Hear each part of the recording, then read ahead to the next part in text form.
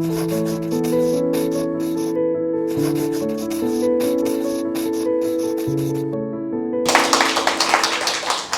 name is Namgyal Chodop. I've been the representative of His Holiness and Central Tibetan Administration to North America. Basically work as the quasi-ambassador for America and Canada. I grew up in India, one of the refugee settlements.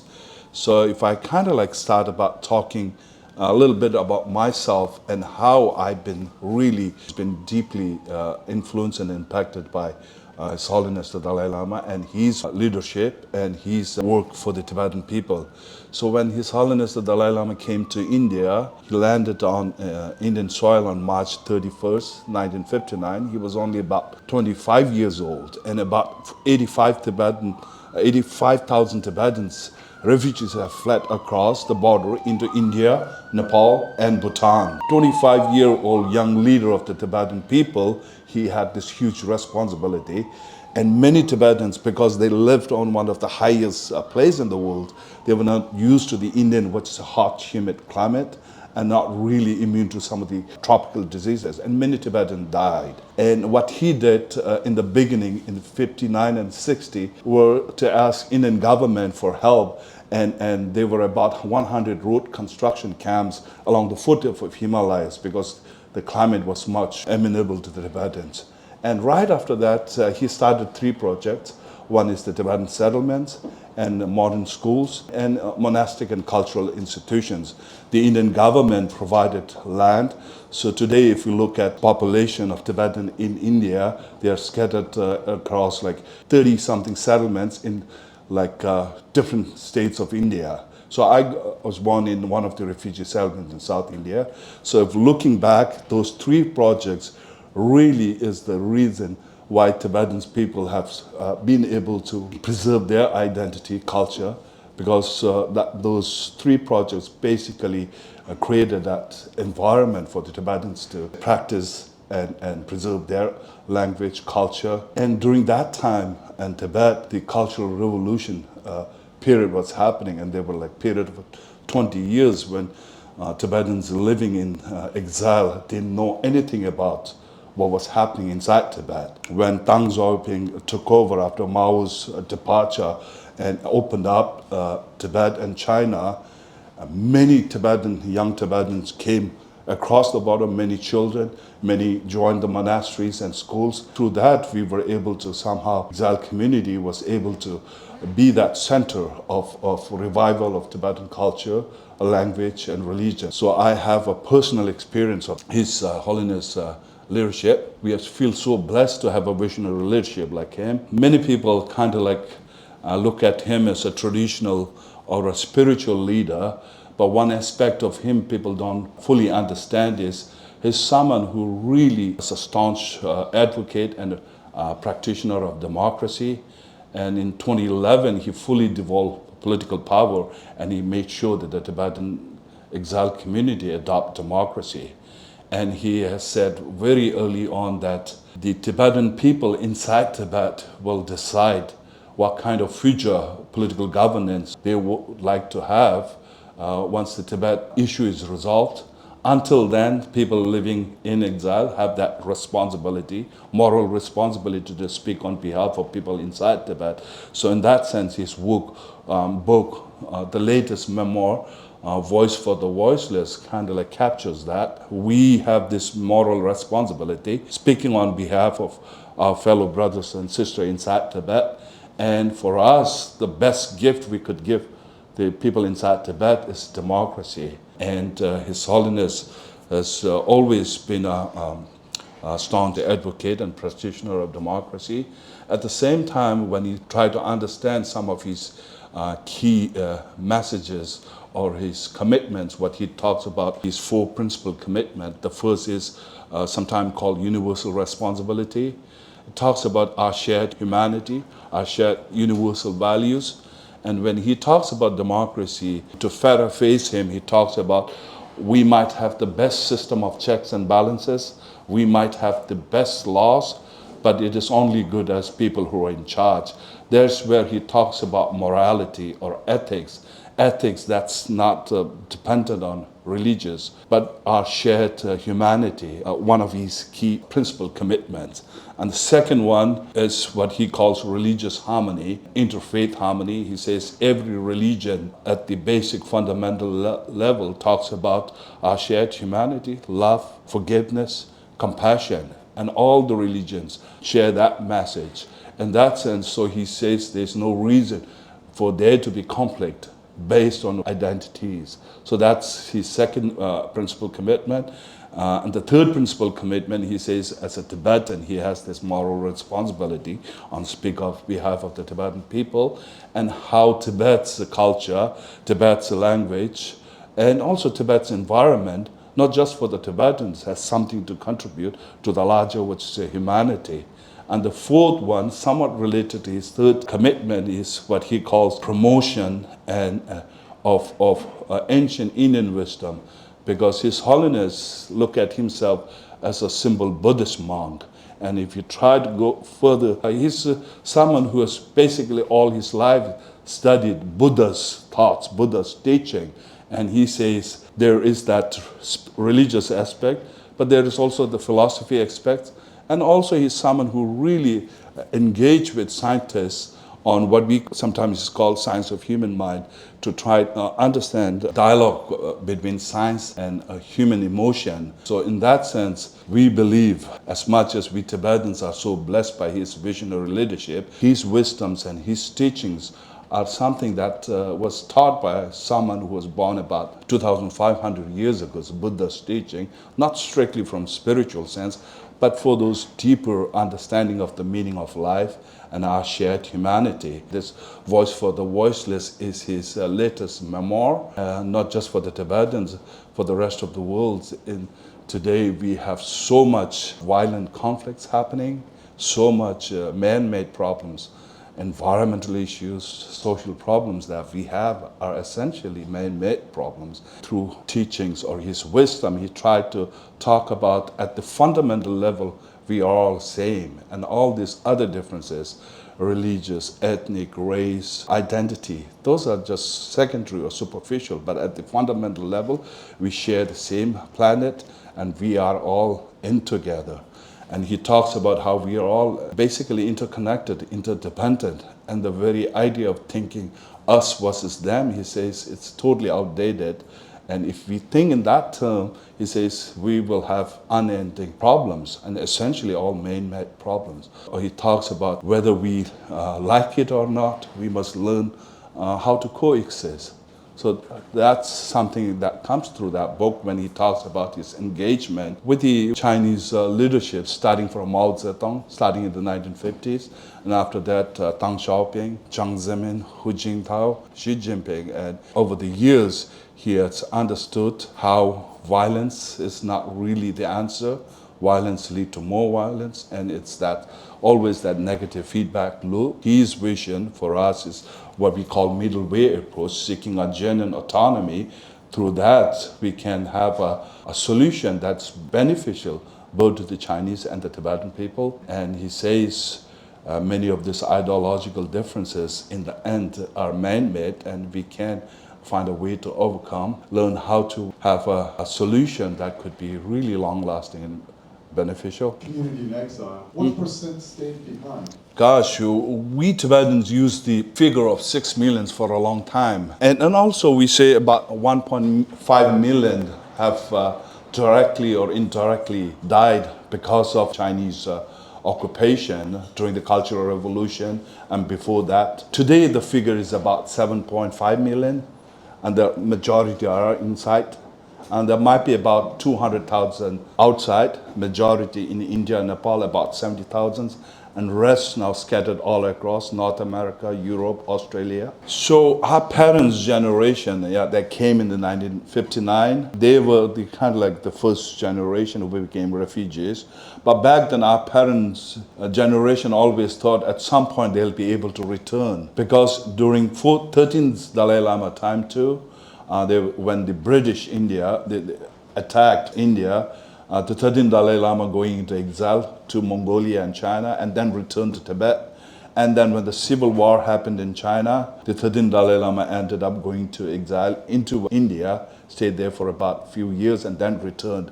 So many Tibetans thought they'll be able to return, but now it's 65 years and second, third generations have grown in exile. But India, Nepal has been that center. I was talking about 20 years of like cultural revolution period, starting from like 1959 up to 1979. That was really Tibet went through one of the darkest period. And that's when the exile were able to kind of like retain and preserve their language, culture, tradition. And today we are going through something similar. Under Xi Jinping, what's happened is China's policy over like past 65 years, despite so much investment, development, they figure out that their policy have totally failed because they haven't been able to win the heart and the mind, loyalty of the Tibetan people. Now what's happening is they're trying to erase the very identity of the Tibetan people by forcing the Tibetan children to learn only Mandarin and also turning all the monasteries basically into re-education centers. So in that sense, for us, many Tibetans, the current situation in Tibet is something similar to Cultural Revolution time. If this policy continued, we might see a generation or two of Tibetan inside Tibet who might lose all connection with Tibetan language and culture. So in that sense, those living in exile has this added responsibility to make sure that we preserve those language and culture. Dalai Lama right now has been quite old, so who is the next person that can actually live up to his legacy? You raised a very important question about his succession, and that's something many of the outsider review of his book kind of highlighted. He's been saying that for a long time, but he said way back in 2012, I guess, I said when he reaches the age of 90, he might leave some clear instruction about his succession or his next reincarnation. And also he has mentioned several times that basically up to the Tibetan people whether they want to have this Dalai Lama's reincarnation or the lineage system. So over that period of time, many Tibetans and also many Buddhist followers have requested him to continue this Dalai Lama's lineage and also have personally offered long life prayer ceremonies. His 90th birthday is very significant. His 90th birthday falls on July 6th this year, and the Tibetan administration has officially announced or proclaimed starting from on July 6th, his 90th birthday as the year of compassion. And through that, they want to celebrate His Holiness' birthday and spread his messages and his wisdoms with the rest of the humanity. There are a few religious conferences that are being planned in Dharamsala around that time, and many outsiders, both governments, individual observers are hoping that, as he said 10 years ago or 12 years ago, that when he reaches the age of 90, he'll leave some instructions. So they're expecting he'll make some official announcement. And the Tibetan president of the Sikyong, the democratically elected of the Tibetan people, Sikyong Pemba Tsering, has said, His Holiness has been saying that he'll live up to like 110 or more than that. So he might even say, look, I'm doing fine, I'm very healthy, so let's wait for another 10 years and maybe then I'll leave some instruction about his succession. And Beijing has been closely following that, and they've been saying he cannot decide the next 15th Dalai Lama. Chinese government has the authority, and they have already made some law saying that order number 5, saying that basically they have to seek the approval and permission of the Chinese authorities about the succession. But the reality is tomorrow it'll be the birthday of the 10th Panchen Lama, who was born in 1989, and at the age of 6 he was disappeared. We still don't know whether he's alive or not. Beijing has appointed their own Panchen Lama, who is kind of regarded as the second highest Lama in the Gelug tradition. Beijing has been trying to promote their own Panchen Lama in Tibet, but the fact is Tibetan people don't really respect him or regard him as the genuine Panchen Lama. So in that sense, Beijing should know that this is strictly a religious and spiritual affair, And also it's left up to the followers of Dalai Lama, not just the Tibetans, the Buddhist followers in the Himalayan region, in the Mongolia, traditionally his followers, to decide whether to accept or not. So that's kind of like the bigger picture. Right now, we have seen a lot of monks that has been conducting self-immolation, and I was just wondering what's Dalai Lama's stance on this? Officially, there has been 157 self-immolations since February 2009 up to like March 2022, 157 Tibetan inside Tibet. We're not talking about some of the Tibetans who have self-immolated themselves in exile. But those who have self-immolated them inside Tibet, these were mostly young people, average less than 35 years, and who have never seen that old Tibet, or who have never lived in that old, what China called feudal, very repressive society. They lived in modern Tibet or under modern China, and they were driven to that desperation to take their own life. So in that sense, these peoples have been touched by His Holiness' message of non-violence, because he has many times said, if the Tibetan take up arms and violence, then he won't be able to lead the Tibetan people. So people inside Tibet, they were driven by China's own policy, and they have taken this extreme form of political protest. But the sad reality is it's not made much impact. What Beijing has basically done is now to basically lock off Tibet. So their idea is out of sight, out of mind. That's what they've tried to do through both physical and technological methods, try to basically lock off Tibet. And Freedom House has now for the past 5 or 6 years has listed Tibet as one of the least free places in the world. That's tell us how Beijing's policy has basically failed, despite all their material investment, development. People inside Tibet, those who have never lived in that old Tibet, are still not happy. But now people inside Tibet are also clearly realizing who they are dealing with. We say for those people who have self-immolated themselves, there are countless others Tibetans who are trying to follow His Holiness' vision and trying to preserve, be the best steward of their land. And one way or the other by practicing their language, tradition, religion, trying to safeguard the environment. That's what they're trying to do. Not just the Tibetans. Mainland Chinese people are also suffering during that repressive regime, but for the Tibetans, they have this added label of separatism, or people who are trying to break away China. But His Holiness has been trying to find a solution where Tibetans don't have to break away from People's Republic of China. They can live within the framework of People's Republic of China if they are really delivered or guaranteed those rights Chinese own laws talk about. So that's his vision of middle way approach. But today, we don't see much hope, but China cannot continue like that forever. There will be change. What's the relationship between Tibetan Buddhism and Tibetan overseas democracy? To quote Winston Churchill, he says, it's the worst form of government, but that's the best. So in that sense, democracy is also a challenge. And democracy and Buddhism, I don't know, but morality can draw upon each other and help. So, but in today's world, when we talk about politics, economics, we tend to separate everything. And what happened is that morality or that ethics is lacking. And that's why we have all these problems.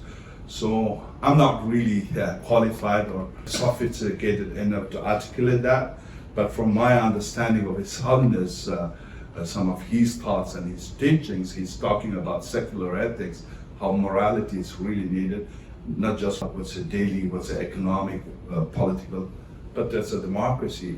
That's really essential if you really want to have a genuine peace or a harmonious society. Beijing loves to talk about stability, but it's always using force, trying to control. It should come from our genuine motivation and understanding.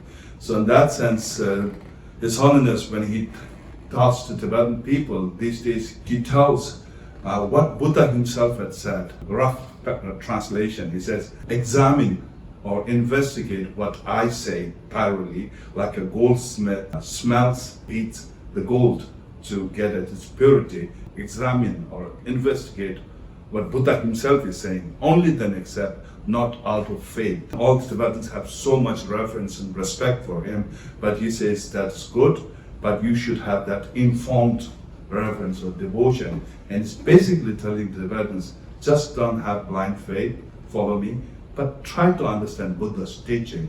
And ultimately it's on your hand. Even if Buddha is alive today, he cannot change your situation. Buddha has shown us a way or a path or some knowledge, but it is ultimately for that individual to understand that and make that change. We don't know if His Holiness is no more. He has shown us that path and a vision. If the Tibetan peoples are able to follow that, we should be okay. Not just the Tibetans, the rest of the humanity. If otherwise, even if there were like more Dalai Lamas like him along the way, but if you don't really follow and practice, understand his wisdom or the path, then it won't make much difference. Since you mentioned that you were born in the Sao community, I wondered if you can comment on the evolving relationship of the diaspora community with Indian local, whether it's politics or cultural differences, because it's been a couple generations. What's kind of the landscape? I say I'm a Tibetan, but I was born in India. So I feel Indian in that sense. I feel very close affinity to India. So for many of them, second, third generations, they've never seen Tibet, but Tibet is more kind of imagined, but the reality that they grew up in India. Because of His Holiness, he's always reminded us the reason why the Tibetans are today in this situation is historically we lived in isolation. As much as Tibet is so rich in religion and that aspect, we somehow, in reality, what was happening around the world, and we lived in isolation. So that project I was talking about, modern schools, secular education, if you look back at what you say old Tibet or pre-1950 Tibet, you can say there were only a few modern schools or secular education, but there were a lot of monasteries. Of course, religion, philosophy, language were there, but in terms of modern secular education, it was totally lacking. And then if we talk about the participation of women, it's even less number. So in that sense, he has always encouraged us to, in Tibetans, what he called Dapshonginde, double-winged education, having that traditional value, inner education, and modern secular education. In that sense, be a real global citizen. So in that sense, these are all contemporary Tibetans with different experience, but still have that affinity, closeness to that Tibetan cause. And those schools are all Tibetan. When I went to those schools, we had only one period or class for Tibetans. Medium of instruction was either in English or Hindi. But these days, starting from primary, the medium of instruction is in Tibetan. So some young generation growing up in India, their Tibetan is much better than mine.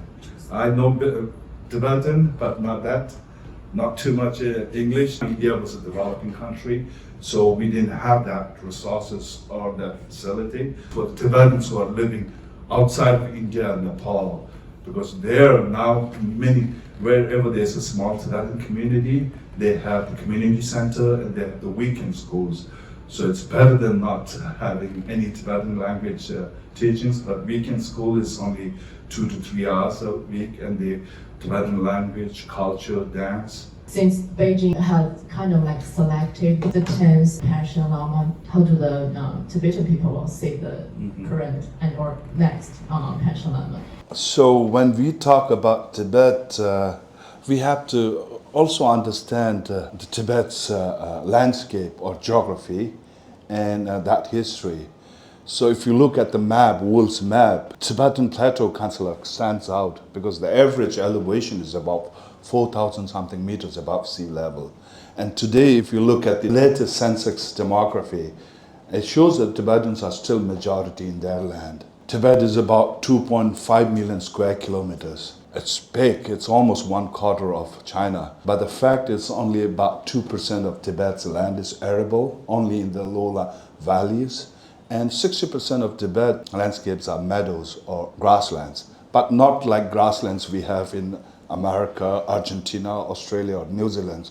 Tibet, because of its high altitude, only short summer growing period, and the livestock have to live on that forage for the rest of 9 months. So Tibetan nomads have adapted to that landscape for centuries. And to tell you a story, when communist China came to Tibet, started those collectivization project, modernization, they looked at the nomads and they found the nomads are kind of like doing seasonal migration. For the administration, it was really problematic because they cannot really control or administer it. So they tried to fence grassland, make them stay in one place, but it didn't work because Tibet's climate is such that it's so high, and what they call the diurnal temperature, the daytime and the nighttime fluctuation, you cannot plant grasslands on Tibet. On the contrary, what happened led to more degradation of grasslands. When you put a lot of animals in one place, it led to degradation. And also physical adaptation. So scientists talk about 3 people or 3 groups, human society that have lived on the high plateaus. One is Tibetan Plateau, the second is Bolivia, and the third, the lower one, is Ethiopia. And all these 3 human populations have different adaptation. In case of Tibet, they say over centuries they have physical adaptation through which they have certain blood cells in their blood that have a lot of a capacity to carry more oxygen. But in case of Bolivia, it's more kind of like the lungs, it's bigger, I guess, barrel-chested, and to kind of like adapt to the high altitude, low oxygen. But in case of Ethiopia, it's got more to do with the diet, I guess. So that shows the Tibetan people have lived on that place for centuries. And many lowland migrants, when they come to Tibet, they find it really challenging because the landscape is so harsh. So in that sense, Tibetans are still majority. Despite all the restrictions, all the surveillance and controls, they're still able to speak, practice their language, culture. But now the current policy is reminiscent of Cultural Revolution period now, more what's the control, more restriction. If that happens, then it'll be a huge challenge. And then for Tibetans living in exile, as I was mentioning, we have that added responsibility to make sure something similar to Cultural Revolution, 20, 30 years of like dark period inside Tibet, where people don't get to speak their language. But then we learn from other communities too, like Basque. There's this story about a generation of grandparents who speak Basque language, but then the parents don't speak Basque, but now the grandchildren speak Basque. I mean, as much as this is really affecting Tibetans, but in the long run, I guess, as long as humans are not treated with respect and equality, people will always nurture that passion. And what is really sad is, as Beijing tried to enforce those policies, the sense of Tibetanness among Tibetans are even growing more entrenched. So in that sense, Beijing's own policy is counterproductive. Like the 2000s, 90s, when there were a lot of relaxation and economic opportunities, people don't care about that language, culture, identity. They're happy to make money. But now more political control, and they think, oh, we are treated different. And their sense of like Tibetanness, even though they don't speak Tibetan language, but their sense of identity even becomes more entrenched. And when it comes to religious practice too, the story is the Chinese Panchen Lama, he's actively promoted by the authorities and to go around monasteries in Tibet. But then they're forcing the Tibetan people to line up to pay respect. So there's a joke in Tibet, they say, traditionally, people go see their Lama and make offerings, katak and offerings. But in case of Chinese Panchen Lama, the Chinese government is paying Tibetan people money to come and pay respects. So that's the current reality. So in that sense, Beijing wants to control 15th Dalai Lama, but it won't succeed. As long as there's no freedom, there's no rights to choose and practice what they like, it'll be always forced. Yeah. What was the main motivation or the main reason that India took in Dalai Lama and the Tibetan diaspora back in the days? And has that reason changed?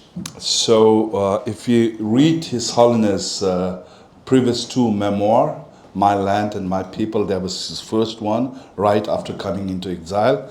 Then the second was Freedom in Exile, and this is his latest memoir. So in that My Land and People, when he came to India at the age of 25, And after a few days, he ended up going to Missouri, foothill Himalaya region, because he was a schooler there. And that's when the international press came and interviewed him. And they asked him, where is the Tibetan government in exile? And he said, wherever I and my cabinet is, the Tibetan people will accept its legitimate government of Tibet.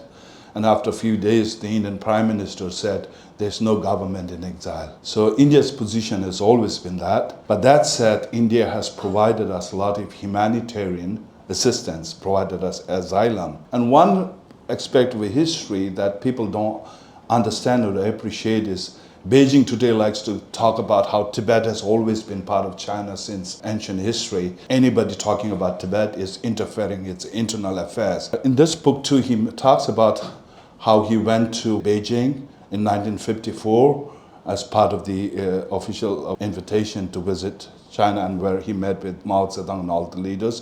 In 1956, he was able to come to India to attend the 2500th anniversary of Buddha Jayanti. And that's when he received a lot of pressure not to go back to Tibet, because Tibetans all across along the borders were abused by the PLA, and Tibetan people were revolting. And many of the refugees are coming up to central Tibet. And His Holiness' own brothers and advisor told him not to return to Tibet now. Back then, the Chinese Prime Minister asked for Indian Prime Minister's help to make sure that the Dalai Lama returned to Tibet, because he was a huge loss of faith if Dalai Lama were to stay in India at that time, 1956. See, he went back and tried to work based on that 17-point agreement, but Beijing basically violated every letter and spirit of that agreement. And then the people revolted, ordinary people, and he ended up coming into India. And India really didn't want Tibet and Dalai Lama and the Chinese leadership to find a solution. Indian prime ministers encouraged Dalai Lama to return and work out a solution. But in 1959, it was not possible. And he feared for his own life, so he ended up coming to India. And India offered us asylum. It's not that Indian government want to politicize that. And since then, Indian government has been really accommodating of China's concerns. And they try to make sure that they have basically adhered to their one China principle and try to accommodate Beijing's interests. But Beijing's own behavior on the border now is bringing up a question, because Tibet issue is always that big elephant in the room. Today, India and China share more than 3,500 kilometers. But historically, there was never a border between India and China. And that's something Indians are now slowly realizing. It doesn't matter if there's a Hindu nationalist government or not. For India's own interests, it has realized it cannot really trust Beijing. And now Beijing is distorting history to make claim on Arunachal Pradesh and Ladakh and all these areas, when historically there was never a border between India and China. So what His Holiness proposes is something that's in China's interest too, but right now the Beijing leadership is so belligerent. Tibet problem is the easiest problem to solve, because Dalai Lama is not asking for separation. He's saying, give us genuine autonomy, then we can live within that People's Republic of China. But right now, we're not sure whether they have the political will or courage to take that step. Otherwise, Tibet issue is the easiest to solve, and that could be model for the rest of other people in China, including Uyghurs, Mongolians, Hong Kongers, and Taiwans. So many people say, yesterday it was Tibet, today is Hong Kong, and saying tomorrow it could be Taiwan, because you can really trust what Beijing is doing. Beijing's own action is putting fear in all its neighbors.